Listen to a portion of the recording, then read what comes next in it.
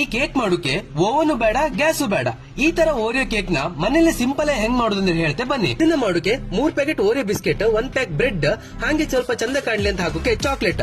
ಆಮೇಲೆ ಬ್ರೆಡ್ ನ ತಕೊಂಡ ಅದ್ರ ಸೈಡ್ ಎಲ್ಲ ಕಟ್ ಮಾಡಿ ಒಂದು ಪ್ಲೇಟ್ ಅಲ್ಲ 4 ಬ್ರೆಡ್ ನ ಇಟ್ಟು ಅದನ್ನ ರೌಂಡ್ ಆಗಿ ಅಂದ್ರೆ ಕೇಕ್ ಶೇಪ್ ಗೆ ಕಟ್ ಮಾಡ್ಕ. ಹಾಗೆ ಸ್ವಲ್ಪ ಸೈಡ್ಗೆ ಸ್ವಲ್ಪ ಸಕ್ಕರೆ ನೀರನ್ನ ರೆಡಿ ಮಾಡ್ಕೊಳ್ಳಿ. ಆಮೇಲೆ ಮಿಕ್ಸಿಗೆ 3 ಓರಿಯೋ ಪ್ಯಾಕೆಟ್ ಬಿಸ್ಕೆಟ್ ಅನ್ನ ಹಾಕಿ ಮತ್ತೆ ಸ್ವಲ್ಪ ಹಾಲು ಹಾಕಿ ಮಿಕ್ಸಿಯಲ್ಲಿ ಚಂದ ಮಾಡಿ ರುಬ್ಕೊಳ್ಳಿ. ಆಮೇಲೆ ಒಂದು ಬ್ರೆಡ್ ಇಟ್ಟ ಅದ್ರ ಮೇಲೆ ಸ್ವಲ್ಪ ಸಕ್ಕರೆ ನೀರು ಹಾಕ್ತಾ ಸ್ಟೆಪ್ ಬೈ ಸ್ಟೆಪ್ ಇಡ್ತಾ ಬನ್ನಿ. ಬಿಸ್ಕೆಟ್ ಇದು ಚಾಕ್ಲೇಟ್ ಕ್ರೀಮ್ ಮಾಡಿತ್ತಲ್ಲ ಅದನ್ನ ಸ್ವಲ್ಪ ಹಾಕ್ತಾ ಬನ್ನಿ.